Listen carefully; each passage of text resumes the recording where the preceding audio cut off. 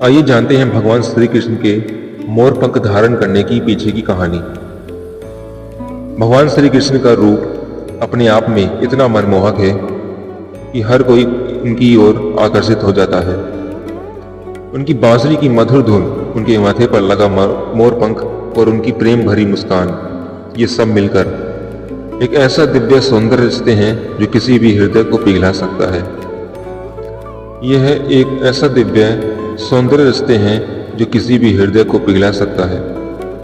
लेकिन क्या आपने कभी सोचा है कि भगवान श्री कृष्ण के अपने मुकुट पर मोर पंख क्यों लगाते हैं? इसके पीछे कई कहानियां हैं और गहरे अर्थ छिपे हुए हैं।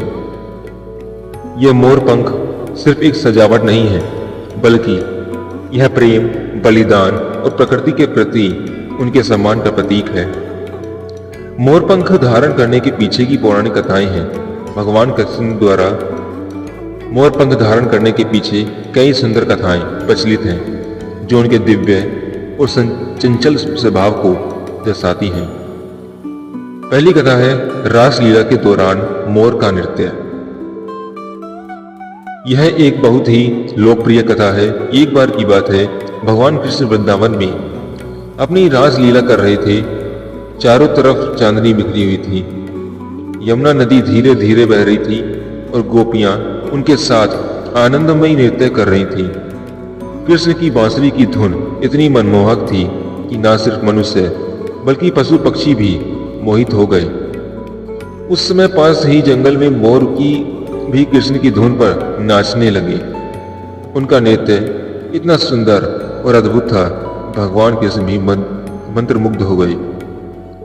मोर खुशी से नाचते रहे और जब उनका नृत्य समाप्त हुआ तो मोर के राजा ने अपनी कृतज्ञता और प्रेम व्यक्त करने के लिए एक पंख भेंट किया।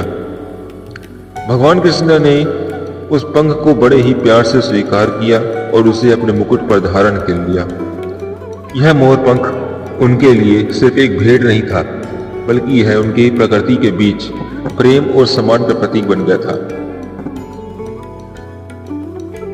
दूसरी कथा, मोर और राधा रानी का प्रेम। एक अन्य कथा के अनुसार मोर पंख का संबंध भगवान कृष्ण और राधा रानी के प्रेम से जुड़ा है।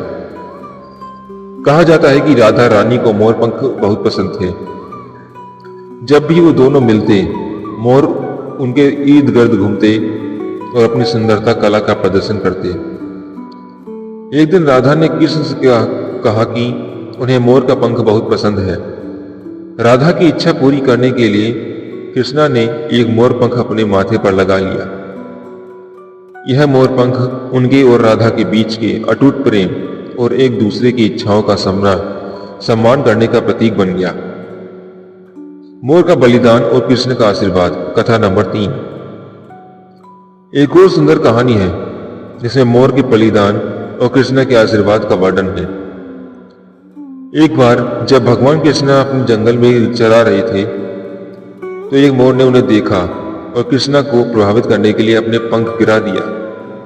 कृष्णा ने उस पंख को उठाया और अपने मुकुट पर लगा लिया।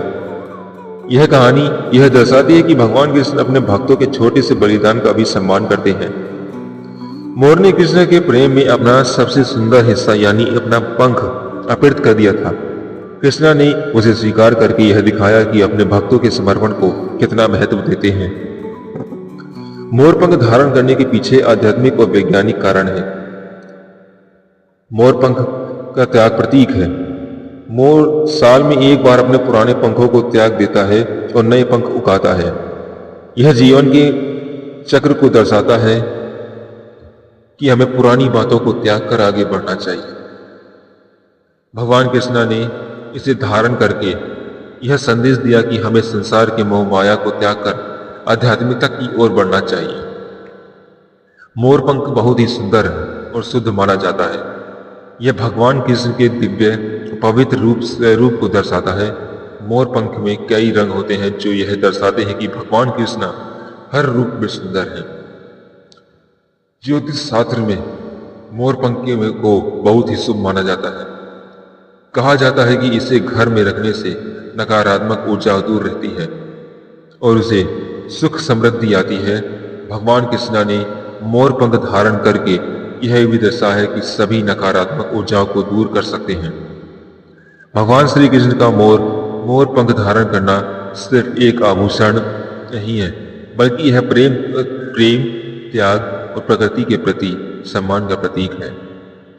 यह हमें सिखाता है कि हमें जीवन में त्याग करना चाहिए, प्रेम को महत्व देना चाहिए और प्रकृति के साथ हार्मोनियस रहना चाहिए। यह हमें यह भी याद दिलाता है कि भले ही हम जीवन के कितने भी मोड़ से गुजरें, हमें हमेशा आध्यात्मिकता से जुड़े रहना चाहिए।